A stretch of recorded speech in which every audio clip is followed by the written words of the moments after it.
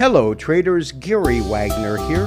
It is 12:30 in Honolulu, 6:30 in New York on Tuesday, 4th day of June, 2024, and this is the evening report for gold and silver.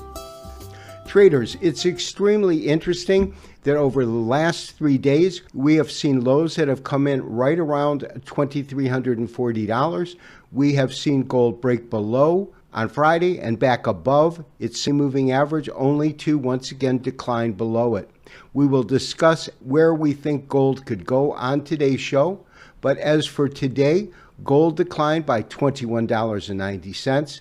That's a net decline of 0.92%, taking the most active August contract to $2,347. Silver had a much stronger price decline, giving up 3.79%. That is a decline of $1.16.5 per ounce, taking the most active July contract to $29.61.5. The dollar had very little influence, even though it had a fractional gain of 0.10%. The index closed at 104.166.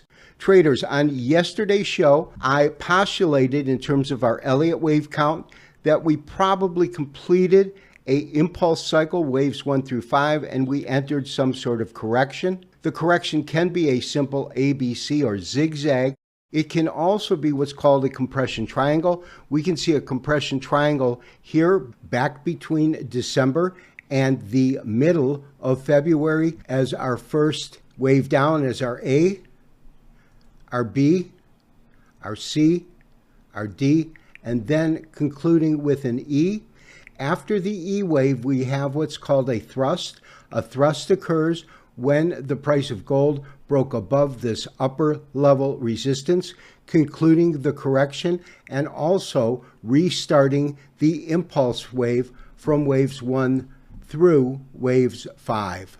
The fact that gold did not continue to rise today questions whether or not we will see support come in for gold at $2,340. What I've done is postulated if in fact we see a further decline to about 2,300, 2,307 is the 61.8% fib retracement.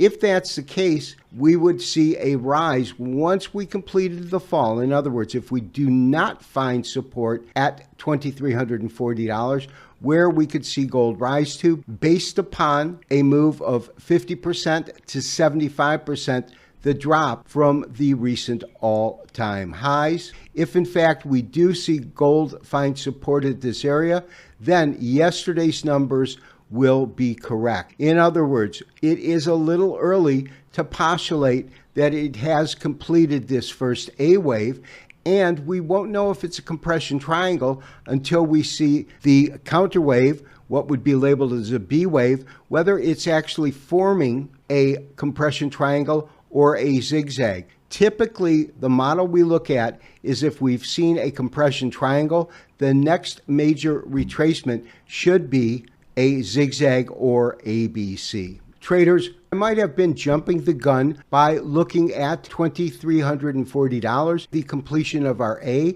and that we most likely will get an A, B, and C.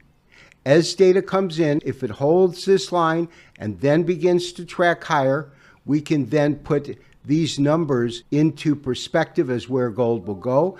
If we see gold break below $2,340, we will have to reanalyze where we could see the upside target if we believe that gold still has further to decline.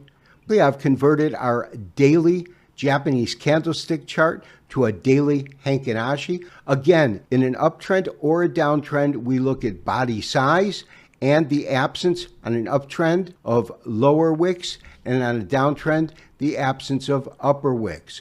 When we take the current data into consideration, body size has been diminishing, and we have seen the return of wicks on both the upper and lower level, which tells us that the strength of this downtrend has absolutely diminished, and the possibility of finding support at $2,340 could easily still hold.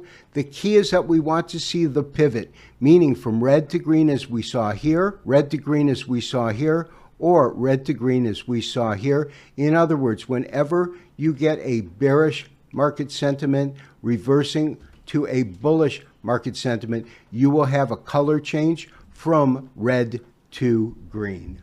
This has been Gary Wagner wishing you, as always, good trading. We will talk to you tomorrow for the next daily update and review. Bye-bye.